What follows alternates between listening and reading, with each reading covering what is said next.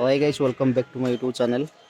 आज आम गोटे अलग लोकेशन जीव गाधे आग तो जो लोकेशन जाइए से लोकेशन नहीं गोटे अलग नदी की आम जीव गाधे मो साथी अच्छी मो नंदा भाई आम पाखे अच्छी हाँ असली नाटा तो कह दो ना ना असली नहीं तो निक नेम यहाँ असली ना के असली नाटा से हाँ आउ पछरे आमर प्रकाश भाई आउछन्ती से बाहर काली आसछन्ती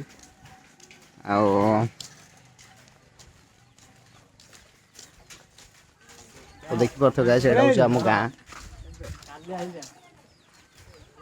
काली काली काली आछी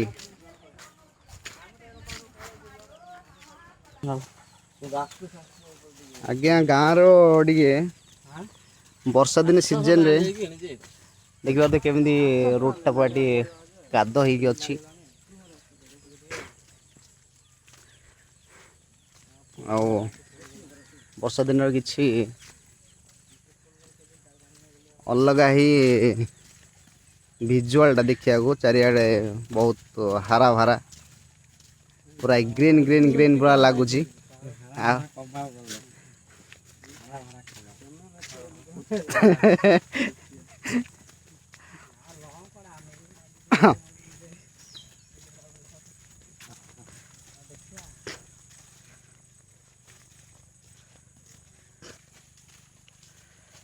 तो आज्ञा ये गोटे आंब गछ ये गोटे बाउंश गछ अच्छी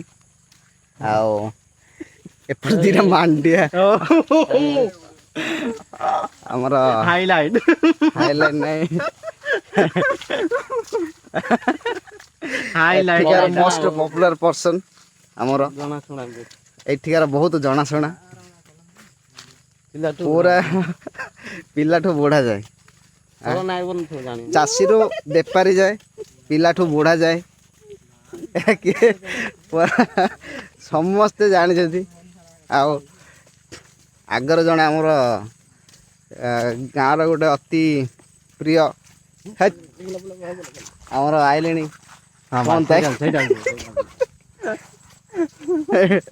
पागल पागल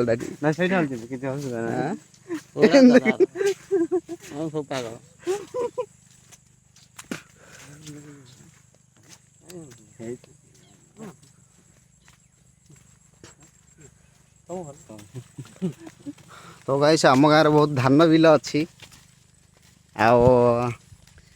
एपट देखी पारे कि खाली धान लगाई मठ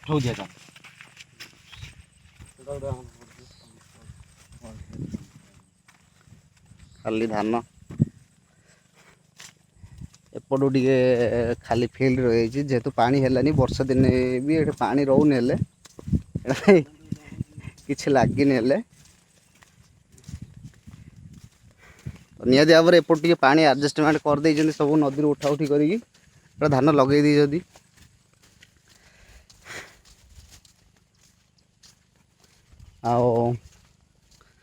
बिल सेपट गोटे काजू काजू बाड़ गोटे अच्छी पाखापाखि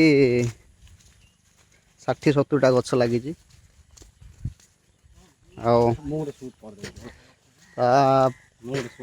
आर सेपट गोटे बंधटी गोटे अच्छी पोखरीटे अच्छी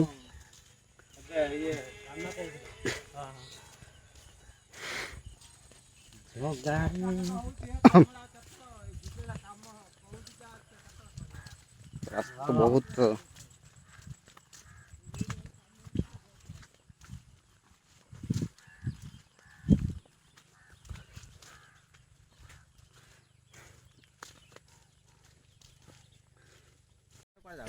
आज्ञा रास्तार किसी परिस्थिति एमती देखो से रोड केमिति पूरा खराब हो गई कोठी देखो तो ये खाली बिल चारिआडे बिल लगाई ନା କୋଉଠି ଏଇଟା ସେଇଟା ବୁଲି ପଡ଼ିବୁ ଆମେ ହେଲେ ଏଇଠୁ ବନେଇବୁ ନା ଆଉ ଛାଡ଼ିବୁ କିଛି ଆମେ ହେଲେ ପକେଇ ଦେବୁ କେତେଟା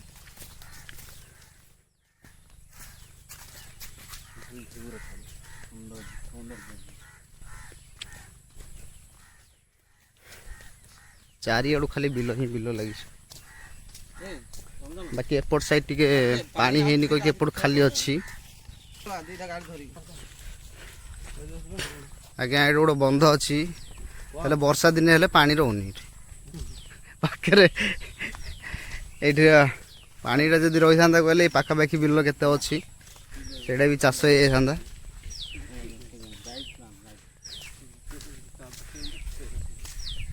ଦେଖିପାରୁଥିବେ ଏଇଟା ହେଉଛି ପାହାଚ ବନ୍ଧର। ଏଠି ତ ପାଣି ହିଁ ନାହିଁ। ଆଜ୍ଞା ଏଇଟା ଗୋଟେ ବିଲ, ଏଇଟା ସେତେ ପାଣି ନାହିଁ ହେଲେ ପୁରା ଶୁଖିଲା ପଡ଼ିଛି। ଦେନ୍ ଏପଟ ସାଇଡ଼ ବିଲ ଯାକର ପାଣି ଅଛି। ଆଉ ଏଇଟା ଗୋଟେ ବିଲଟା ପୁରା ଇଏ କରି କାଦୁଅ କରି ରଖିଛନ୍ତି। ଏଟାକୁ ଆଜିକାଲି ଭିତରେ ଲଗେଇଦେବେ। ଏପଟ ସାଇଡ଼ ବିଲ ପୁରା, ଏଇଠି ତ ପାଣି ନାହିଁ, ବନ୍ଧରେ ବି ପାଣି ନାହିଁ। ସେପଟ ଗୋଟେ ମଟର ଲାଗିଛି, ସେ କୂଅରୁ ଲାଗିଛି। ଆଜ୍ଞା 2-3ଟା ବିଲକୁ ହେବ, ତାପରେ ସେ କୂଅ ଭାଇ ଶୁଖିଯିବ ସେଇଠି। ତ ଆଜ୍ଞା ଏହିପରି ଭାବରେ ଆମ ଗାଁରେ ବିଲ ଲଗା ଚାଲିଛି। ଯୋଉଠି ଯୋଉଠି ପାଣି ହେଉଛି ସେଇ ଜାଗାରେ ଲାଗୁଛି, ଆଉ ଯୋଉଠି ପାଣିର ଟିକେ ସମସ୍ୟା ଅଛି ସେ ଜାଗାରେ ସେତେ ଚାଷ ହେଇପାରୁନି, ଧାନ ଚାଷ। ତ ଏଇଟା ହେଉଛି ଆମ ଗାଁର ପ୍ରାକୃତିକ ସୌନ୍ଦର୍ଯ୍ୟ। ଏପଟୁ ଦେଖିପାରୁଥିବେ ଆମର ନଣ୍ଡା ଭାଇ ଗୋଟେ ସର୍ଟ ଭିଡ଼ିଓସ୍ ଗୋଟେ ବନଉଛି।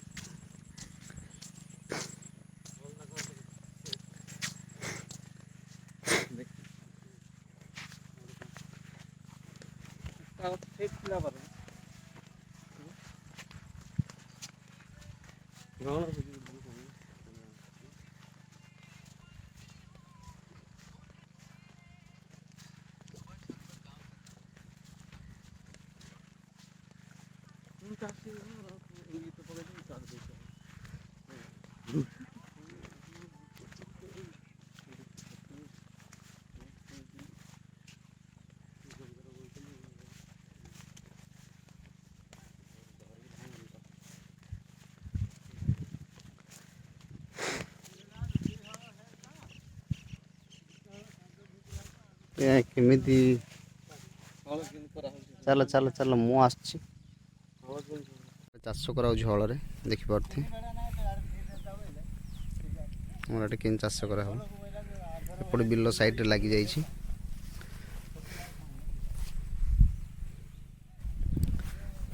ଏଇଟା ବି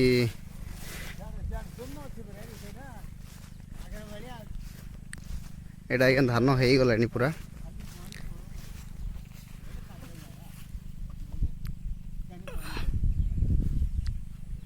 ଏଇଟା ହେଇଗଲାଣି ଧାନ, ଗୋଟେ 15 ଦିନ ଖଣ୍ଡେ ହେଇଯିବ ଲଗେଇବାର।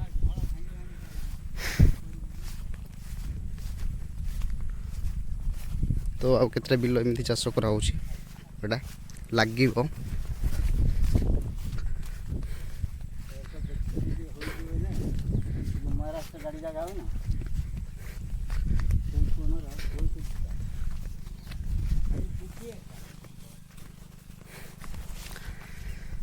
ଏପଟ ସାଇଡ଼ ଆଜ୍ଞା ବହୁତ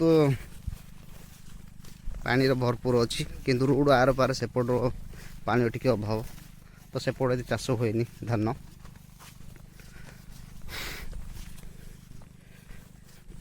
ଏପଟ ସାଇଡ଼ ଆଜ୍ଞା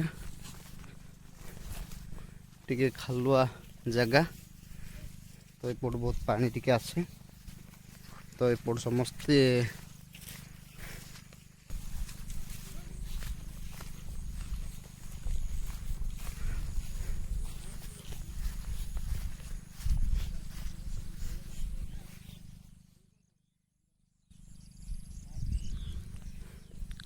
ତ ଆଜ୍ଞା ଟିକେ ଦେଖନ୍ତୁ ଆମ ଗାଁର ପ୍ରାକୃତିକ ଦୃଶ୍ୟ। ତ କେମିତି ଲାଗୁଛି ଆପଣମାନେ କମେଣ୍ଟରେ କୁହନ୍ତୁ।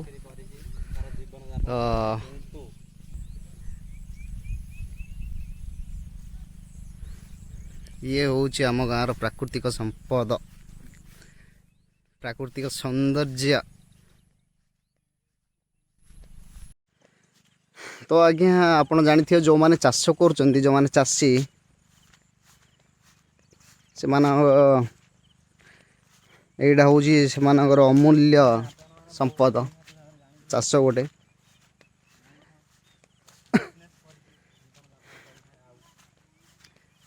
ଆଜ୍ଞା ଚାଷଟା କେତେ ପରିଶ୍ରମ କଲା ପରେ, କେତେ ଚାଷ ମାନେ କେତେ କଷ୍ଟ କଲା ପରେ ଯାଇକି ଗୋଟେ ଧାନ ଲାଗୁଛି। ଆଉ ଆଗକୁ ଯାଇକି ଯଦି ଧାନ କିଛି ପାଣି ହେଲେନି କ'ଣ ହେଲା, ଯଦି ବି ମରୁଡ଼ି ହେଇଯାଉଛି ତ ଭାଇ ସେ ଦୁଃଖଟା କିଛି ଅଲଗା ହିଁ, କିଛି କହିହେବନି।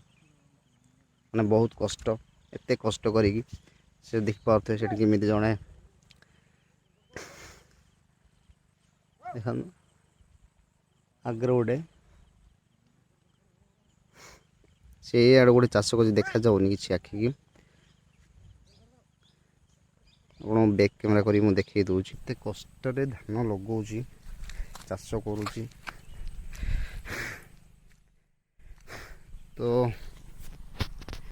ତ ଆଜ୍ଞା ଆମେ ନଦୀ ପାଖକୁ ପହଞ୍ଚି ସାରିଛୁ। ଏଇଟା ଦେଖିପାରୁଥିବେ କେତେ ବଡ଼ ତୋଟା। ଏଇ ତୋଟାରେ ଏଇଠି ଯେତିକି ମାନେ ଗାଁର ପରମ୍ପରା, ଯେତିକି ପୂଜାବିଧି କ'ଣ କରୁଛନ୍ତି, ତ ଏଇଠି ଯାଇକି ଭୋଜି କରୁଛନ୍ତି।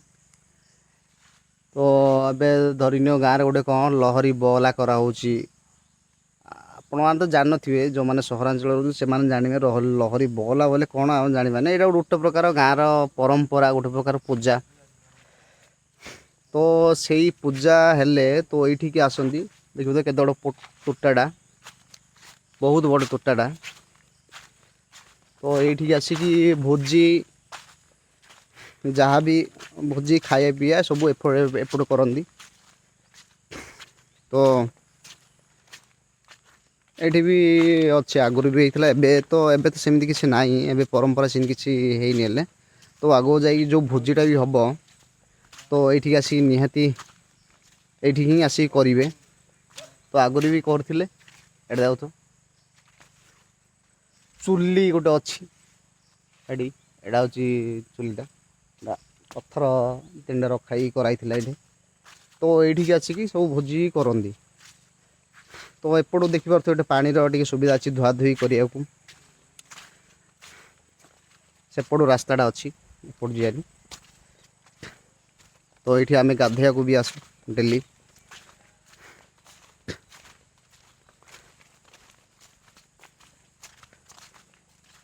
ତ ଏପଟୁ ସବୁ ଯିବା ଆସିବା, ପାଣିର ଟିକେ ସୁବିଧା ଅଛି। ତ ପାଣିଟା ଖାଇଲେ ପିଇଲେ କ'ଣ ହେଲା, ଯାଇକି ସେଇଠି ହାତ ଧୁଆ ଧୋଇକି ଆସିବୁ। ମାନେ ଏଇଠି ଚୁଆଁ ବି କରିକି ଏଠି ପାଣି ମାନେ ଭଲ ଇଏ ଅଛି। ଏଇଟା ଦେଖିପାରୁଥିବେ କେଡ଼େ କେଡ଼େ ଗଛ ଅଛି, କେଡ଼େ କେଡ଼େ ଆମ୍ବ ଗଛ ଅଛି। ତ ଗୋଟେ ଥଣ୍ଡା ଛାଇ। ତ ଏଇ ଜାଗାଟାକୁ ବହୁତ ଭଲ ଲାଗେ ଏଇଠି ଆସିକି ଭୋଜି ଫିଷ୍ଟ କରିବାକୁ। ଠିକ୍ ଅଛି, ଏଇଟା ହେଉଛି ପାଣିଟା ଆସୁଛି। ତ ଏପଟେ ଆସିକି ଏଇଟା ଆସିକି ହାତ ଧୁଆ ଧୋଇ ସବୁ ପ୍ରକାର ବ୍ୟବସ୍ଥା ଏଠି ଭଲ ଅଛି। ତ ଦେଖିବାକୁ ନ୍ୟାଚୁରାଲ ବି ଲାଗୁଛି।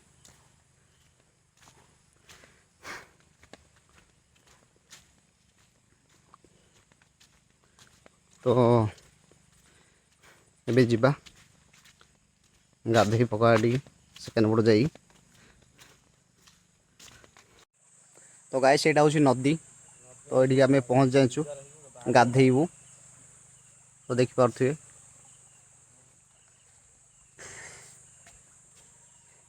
ଆଜ୍ଞା କିଛି ଗ୍ରାମର ବର୍ଷା ଦିନରେ ଏଇଭଳି ଅବସ୍ଥା, ଟିକେ ଗୁଳିଆ ପାଣି କିନ୍ତୁ ଗାଧୋଇବାକୁ ପଡ଼ିବ। କ'ଣ କରିବା ଆଜ୍ଞା, ତ ଗାଁରେ ତ ସେଇଟା ଟ୍ୟୁବୱେଲରେ ମାରିକି ଗାଧେଇଲେ ଅଧା ପାଣି ନେଇ କିଏ ପାଣି ଦରକାର କି ଆଜି ଜଗିକି ରହିଥିବ ଲାଇନ୍, ସେ ଲମ୍ବା ଲାଇନ୍ ଲଗେଇବା ଆଜ୍ଞା ତାଠୁ ଭଲ। ଟିକେ ଧୂଳି ମଣ୍ଡି ଲାଗେ, ସେଇଟା କ'ଣ ସବୁ ଆଉଥିବ ଅଳିଆ ଗୋଟେ ଭାସିକି ସେଇଟା ଗାଧୋଇକି ପଳଉ ଆଉ କ'ଣ କରିବୁ। ତ ଏଇଭଳି ଜୀବନ ଆଜ୍ଞା ଗାଁର କିଛି ଟିକେ ସିଚୁଏସନ୍ କିଛି ଏଇଭଳିଆ ଅସୁବିଧା ଟିକେ ଏମିତି ରହୁଛି। ତ ଏଇସବୁ କିଛି ନାହିଁ, ଆମର ତ ଅଭ୍ୟାସ ହେଇଗଲାଣି। ତ ଚାଲ ଫଟାଫଟ ଗାଧୋଇବା, ଦେନ୍ ବାହାରି ପଡ଼ିବା ଘରକୁ।